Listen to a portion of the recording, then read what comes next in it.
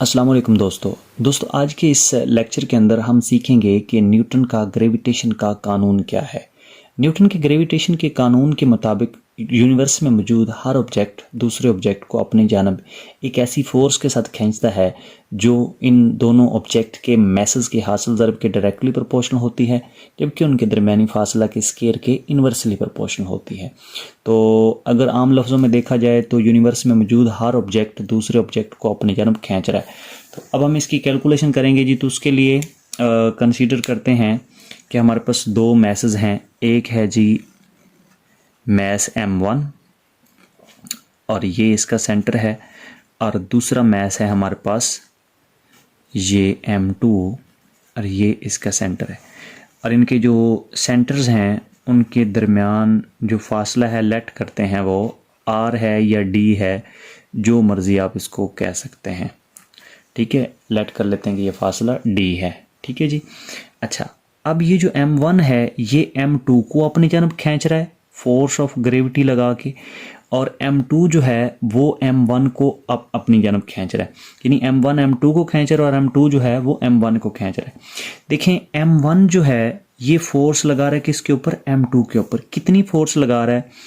ये force depend करेगी m1 के मैस के ऊपर। अगर m1 का मैस ज़्यादा होगा, यानी m1 अगर ज़्यादा होगा, तो इसकी जो फोर्स होगी जो ये m2 के ऊपर लगा रहा है वो भी ज़्यादा होगी। अगर m1 की वैल्यू कम होगी तो इसकी जो फोर्स होगी m2 के ऊपर जो ये लगा रहा है वो कम होगी। सो हम कह सकते हैं कि m1 की वजह से जो फोर्स है ना वो उतनी ही ज़्यादा होगी जितना m1 ज़्यादा होगा। सो हम लिखेंगे F is directly proportional to m1, क्योंकि ये फोर्स जो है ये फोर्स ऑफ ग्रेविटी है। न्यूटन ने इसको फोर्स ऑफ ग्रेविटेशन का नाम दिया है, लिहाजा हम भी इसको फोर्स ऑफ ग्रेविटी कहेंगे। तो ये m1 जितना ज़्यादा होगा उतनी ही इसकी फोर्स ऑफ ग्रेविटी किसी भी दूसरे मैस के ऊपर ज़्यादा होगी। ठीक है, इसको हम इक्वेशन नंबर 1 कहेंगे। इसी तरह जैसे मैंने कहा कि m2 जो है वो m1 के ऊपर भी फोर्स लगा रहा है, तो जाहिर सी बात है अगर m1 की फोर्स जो है वो m1 की जो फोर्स है वो m1 के डायरेक्टली प्रोपोर्शनल है, इसी तरह m2 की जो फोर्स होगी वो m2 के डायरेक्टली प्रोपोर्शनल होगी। यानी m2 जो है वो m1 के ऊपर फोर्स लगा रहा है। कितनी फोर्स लगा रहा है? लेट करते हैं, F फोर्स लगा रहा है। अगर m2 की वैल्यू ज़्यादा होगी तो ये जो m2 होगा ये m1 को ज़्यादा फोर्स के साथ अपनी जानब खींचेगा। अगर m2 की वैल्यू कम हुई तो m2 की जो फोर्स होगी m1 के ऊपर वो भी कम होगी। सो हम लिखेंगे कि ये जो फोर्स ऑफ ग्रेविटी है m2 की, ये m2 के डायरेक्टली प्रोपोर्शनल होगी। ये हमारे पास इक्वेशन नंबर 2 आ जाएगी। ठीक है जी। अच्छा, तीसरी चीज़ देखें, ये दोनों मैसेज हैं, लेट करते हैं यहाँ पे पड़े हुए, एक इधर है एक इधर है, तो इनके दरमियान जाहिर सी बात है फोर्स ऑफ अट्रैक्शन होगी जिसको हम फोर्स ऑफ ग्रेविटी बोलेंगे। अगर इनके दरमियान फासला बढ़ा दिया जाए तो ये जो फोर्स ऑफ ग्रेविटेशन है जो इनके दरमियान है वो कम हो जाएगी। यानी अगर इनके दरमियान फासला बढ़ाया जाए, यानी डी की वैल्यू अगर आप इंक्रीज़ करते हो तो इनके दरमियान जो फोर्स ऑफ ग्रेविटी है उसकी वैल्यू डिक्रीज़ हो जाएगी। अगर ये फासला आप डिक्रीज़ करते हो देन फोर्स ऑफ ग्रेविटी जो है वो इंक्रीज़ हो जाएगी। सो हम कहेंगे कि जो इनके दरमियान फोर्स है वो इनके दरमियानी फासला के डायरेक्टली इन्वर्सली प्रोपोर्शनल है। लेकिन हम डायरेक्ट रिलेशन इसके साथ नहीं लेते, यहाँ हम इन्वर्स स्केयर लॉ लगाते हैं।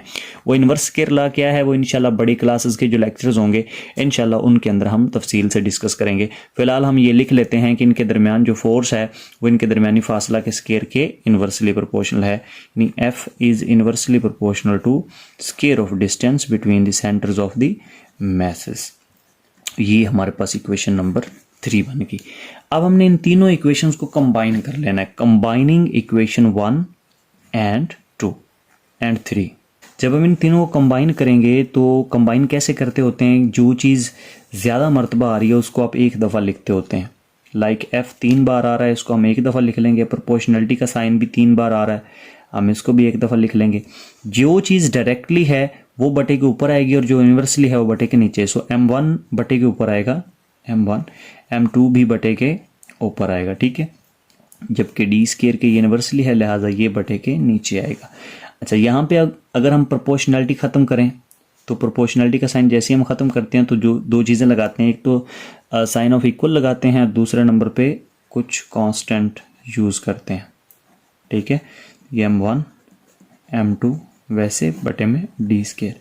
यहाँ पे जो न्यूटन ने कांस्टेंट यूज़ किया था उसको बोलते हैं यूनिवर्सल ग्रेविटेशनल कांस्टेंट, और उसको हम कैपिटल जी से जाहिर करते हैं, और कांस्टेंट की जगह पे हम जी लगा देंगे, और वैसे ही हमारे पास m1 और m2 ओवर डी स्केयर, ये सारा सिलसिला वैसे ही आ जाएगा इज इक्वल टू एफ। तो ये वो फोर्स ऑफ ग्रेविटेशन होगी, यही लॉ ऑफ ग्रेविटेशन है। यहाँ मैं आपको जी की वैल्यू बता देता हूँ। जी की वैल्यू होती है 6.673 approximately, multiply 10⁻⁻11 newton metre square per kilogram, ठीक है। ये कैपिटल जी की वैल्यू यानी यूनिवर्सल ग्रेविटेशनल कांस्टेंट की वैल्यू। तो ये है G law of gravitation. 9th class की जो फिजिक्स है उसमें ये लॉन्ग के हवाले से काफ़ी इंपॉर्टेंट है, चैप्टर नंबर 5 का। तो इसको आपने अच्छे तरीके से अंडरस्टैंड कर लेना है और इसके नोट्स आपने तैयार कर लेने। नेक्स्ट किसी अच्छे से लेक्चर के साथ आपकी खिदमत में हाजिर होंगे, तब तक के लिए मुझे इजाज़त दें। अल्लाह हाफिज़, और चैनल को सब्सक्राइब करना ना भूलें।